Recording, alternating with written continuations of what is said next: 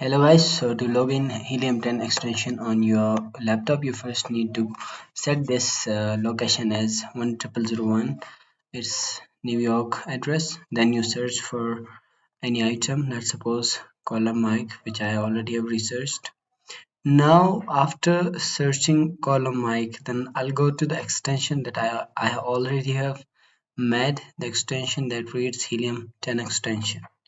Then I'll simply go for sign up for free because I don't even have my Amazon account, so I'll go for sign up for free.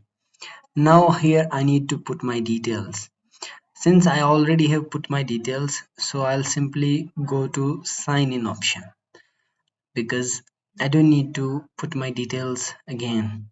For if you're for the first time, then you simply go put your details, name, email, and then set a password, which then would be your login password afterwards. You check this, agree terms and conditions, and then you go for sign up. But now I'll go for login.